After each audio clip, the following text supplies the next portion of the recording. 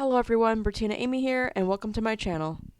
In today's video, I thought I would do a Dollar Tree DIY interchangeable decor basket. I plan to use this as my centerpiece at my table and just replace the decor around it. Okay, so for today's video, I thought I would take one of these baskets from the Dollar Tree's Storage Essentials. I've been wanting to do a project like this for quite some time. It's been on my mind for a while actually, and I'm finally getting around to it. And then I also picked up one of these napkin holders, and I was thinking of creating a, I don't know if I should say multifunctional, but I wanted to create a functional piece organizer. I thought, okay, so this is a little narrow, but basically the concept is, so the idea I had was you could buy this 2-pack of toothpick dispensers, place one of these in here, along with, I thought it would be super cute, and you don't have to use these, but Dollar Tree has these Easter egg salt and pepper shakers. They also have the bunny and carrot one, which I really like both of these. They're so, so cute. But if you only use one of these pieces, you can place salt and pepper shakers on the other side. And I'm doing it diagonally, so it's not really showcasing very well. Plus, the box is taking up space as well. But I thought this would be great as a centerpiece. And you're probably wondering, well, this is boring. Like, it's just wired stuff. What's so great about that? Because I'm going to do something with it. I'm not going to just leave it like this. So stay tuned. In a previous video, you may recall that I've been doing a lot of decor, especially on wreaths, where I'm trying to reimagine them and do them in my own style. And I like to use a lot of burlap or woven type ribbon from Dollar Tree. And as of right now, for neutral colors and tones, I can only get burlap as of right now because we are currently in the month of February. I am filming this a little bit earlier because I'm trying to be as far ahead with my filming process because I am soon going to be rebranding my videos. I'm sorry, my YouTube channel, excuse me. I'm soon going to be rebranding the name of my channel, and a lot of new announcements will be coming up. I will be also working on a trailer coming up soon as well. But in any case, I thought I would try something new and different.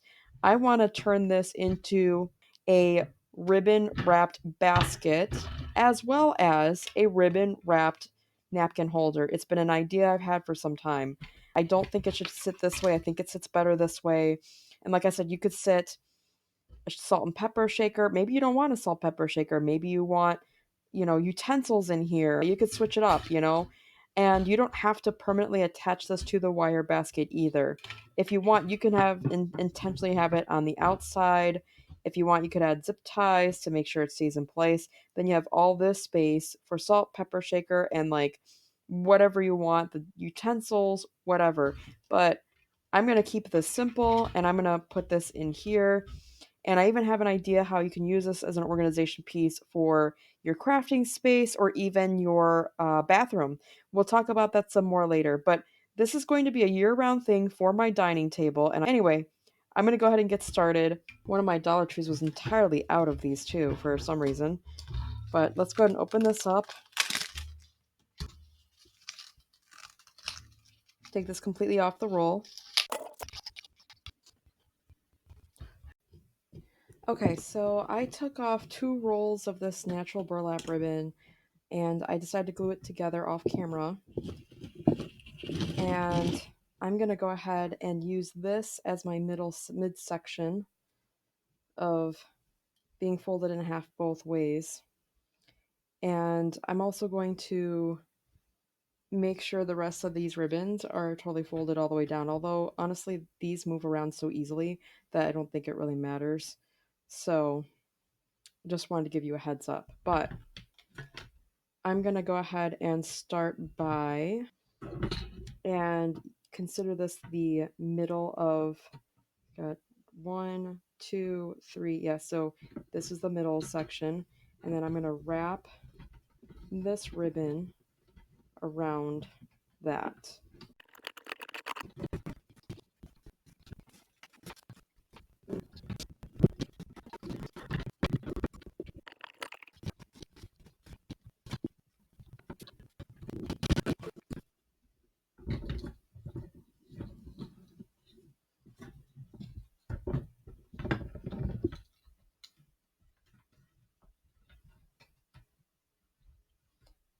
Okay, don't worry about the imperfections of this. We are gonna cover that up with decor anyway.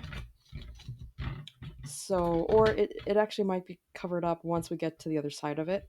But basically, I'm going to go over this a few times and then I'm going to speed through the rest of the process until I get to this end, and then I will show you how we're going to wrap it up. So, I don't mind if there's a gap here. In fact, I prefer it so that I can cover up the imperfections of this anyways when I finish wrapping. So, I'm just going to do right over left, and then I'm only going to adjust here because I love the price of this burlap ribbon, but it does tend to not want to stay in the fold that I created. But anyway, in fact, actually, I'm going to go from here to the corner, show you how I'm going to do the corner, and then I'll do the rest off camera until I get here. I think that'll be the best. All right, so I'm going to go around the bar, and then also around the bar on the other side, pulling under and over the wires. And then adjust the fold for both sides. Okay, we're going to go around and under. Okay, we're going to go around the corner and under. Okay, and then we're going to go here around and under. See, I think actually, you know what? No, we're going to go to the next space. It'll be fine. Don't worry. But we're going to pull that through. Okay, we're always going to do the regular spaces are only going to get one round of ribbon. All right, I'm going to keep repeating this until I get to the other side. I'll do that off camera. Okay, so for some reason, I've lost some footage about how I finalized the bottom part of the basket. And while recording this video, the sound wasn't working for some reason. So anyways, technology is fun. For the bottom, I didn't want to have gaps, so the way I combated that, if you will, or solved that issue, was I decided to buy a 3-pack of 4x6 canvas panels. And I used one of them to use to help wrap around the as close to the outside area as possible, because I wasn't going to be able to wrap around areas that are already covered by ribbon. I hope that's making sense. And I just weaved them around the outside edges of the basket so that we could cover up the outside portions of the wire. And it was going all around the basket wire at the bottom as well, so that way it would stay in place without basically any hot glue. In any case, I then took another one of those panels off camera and painted it to make it look like wood. You could skip this part, or you could use contact paper or whatever you have on hand to look like wood, or if you want, you can wrap it in something else that's not wood. It does not need to be wood. I just decided to try my way of doing sort of a DIY painted wood look. So that's what I did. I wanted a flat surface for things to sit on inside the basket. If that's not your intentions behind making this basket, if let's say you're just going to throw random things in there and not worry about the sturdiness or how flat it is, the purpose for me of using this basket is actually functional rather than, clothing material or fabric material. I want a flat surface so it doesn't look uneven. I don't know if that makes sense, but it's not really necessary. It's totally up to you. You can totally skip that part, but I wanted to have a finished bottom look. I hope that makes sense. Anyways, then I also decided to glue the piece in. So once you consider your basket finalized, you could also consider embellishing it for the holidays. And I wanted my basket to be universal year-round or whatever, and that way I didn't have to keep making so many different baskets and only swap out the seasonal decor piece to use with it. So in this case, you could use maybe like the carrot garland from Dollar Tree. And earlier I made this mini functional Easter basket, and I can actually sit this inside as well. This is also optional, but it's also cute for the holidays coming up for Easter. And here you can also see how I can fit my mini Easter basket inside of this basket, as well as my wrapped napkin holder, which I will show the DIY in a different separate video. I also chose to lay it down in describing how this all works just so that you could actually see it, because the angle doesn't work for straight up, if that makes sense. So I wanted you to be able to see how it would work. Okay, I was really excited to find this at Goodwill, even though it's $2.99. $3 I guess is alright. I don't know. I really wanted to grab these though.